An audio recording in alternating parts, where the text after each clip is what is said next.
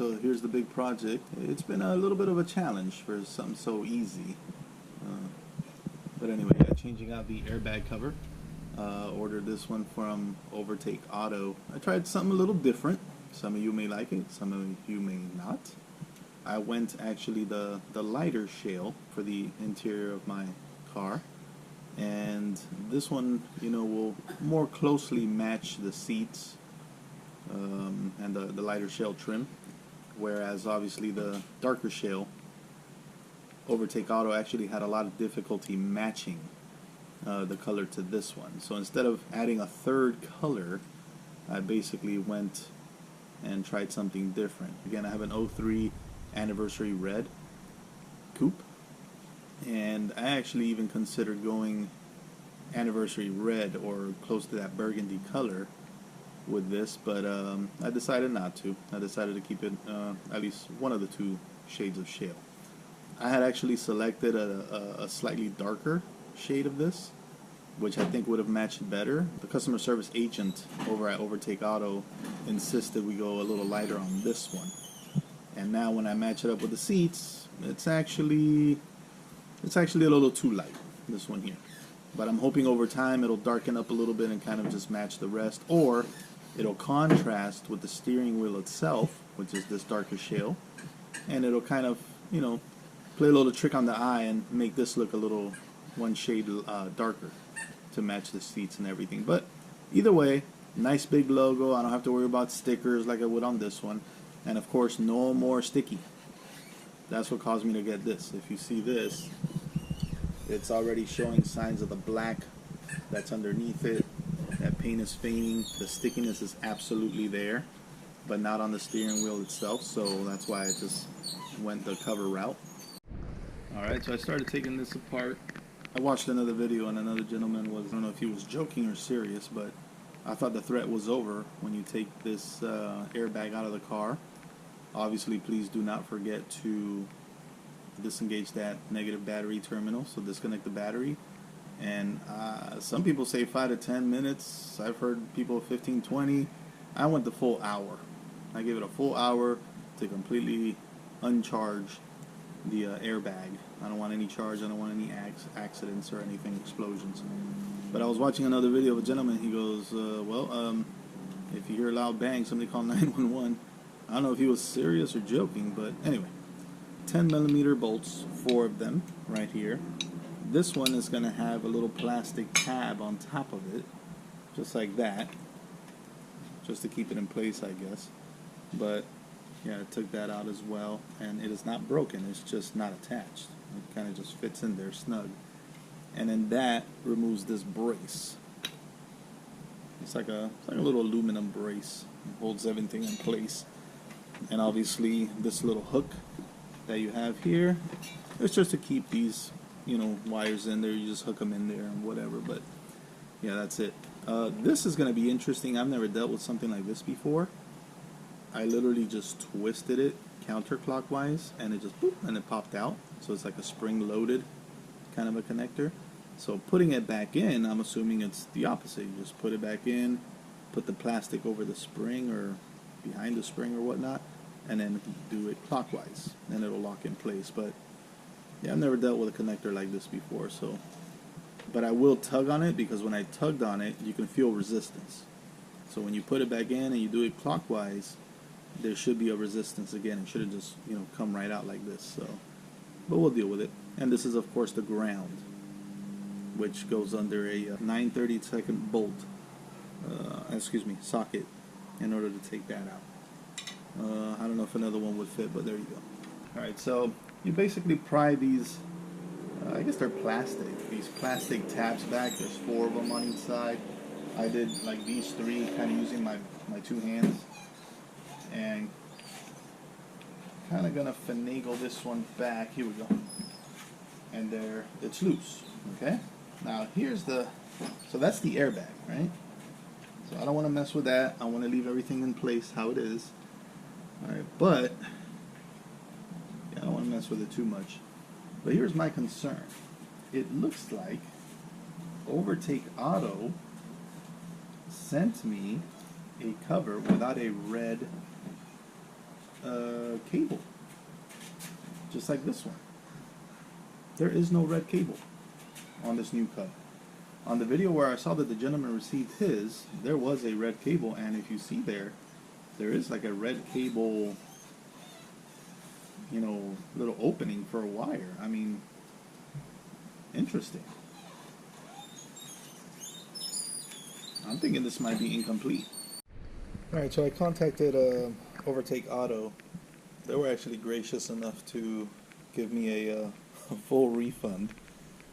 The color was a little bit off of the original of my order. The color was a little bit off. It was a little bit lighter, like I mentioned earlier. But the biggest thing for me was the lack of the power cable that goes in there. The lack of the power cable to my horn. And that's supposed to come in what you see in there, in between these two white pieces. Right there, a little shiny material in there, right there. That's the horn contacts. So, I mean, there needs to be power coming out of there, connecting it to the car, just like in my old one. But they were basically telling me, well, you're going to have to modify this. And in my discussions with them prior to my purchase, they said, nope, it's a plug and play, no modifications needed. So with all the, and I did have to wait about 5 months. 5 months for this to come in. I don't know if it was just bad timing with their suppliers or whatever. But with all that, all those speed bumps along the way, you know, I had a long conversation with the gentleman, and they have really good customer service, so they were able to give me a full refund there. I appreciate that. So now I'm in this next part. Lyle with CNS Corvettes posted a video on how to replace the horn contact membrane underneath these two plastic pieces there, and that actually is what these wires are connected to. So it's one like really thin piece of plastic and circuitry back there. So I'm gonna actually cut through with a precision knife. I'm gonna cut through these melted little pieces of, I guess, rubber to just that hold this in place. I mean, you're still gonna have the outer ones, and theoretically, according to Lyle, I haven't done this yet, but once you get this gummy melted rubber stuff out, which I'm slowly cutting out, making sure not to puncture the membrane or the front of the cover, then you kind of just peel both these outward, get the membrane out, and then I'll have to replace it to the other one, in the other one. Unfortunately, that one also has the gummy inserts in there. So now I have to, now I'm basically performing a mod within my mod, just to get it to work and, you know, get my horn working along with the airbag. So I'm literally just, I'm aiming it in, the knife in, because I don't want to aim this way and then, you know, cut that membrane there. We need that. But he says to first make a good deep slice down the middle, okay, which you guys, I don't know if you can see that, but I'm already sliced down the middle on all 6 of these. But now you basically have to get all of this. You have to get all of this excess, you know, melted rubber out. So I'm just going to be doing this. I'll do one with you guys, because this is pretty time consuming if you do it carefully. Okay, see here, I'm already seeing this one coming off. Alright, see? Yep, and see, so there's a big chunk of that rubber stuff. So I'll continue to kind of shave this off. I actually prefer this than busting my butt sweating out there in the sun or on the hot concrete.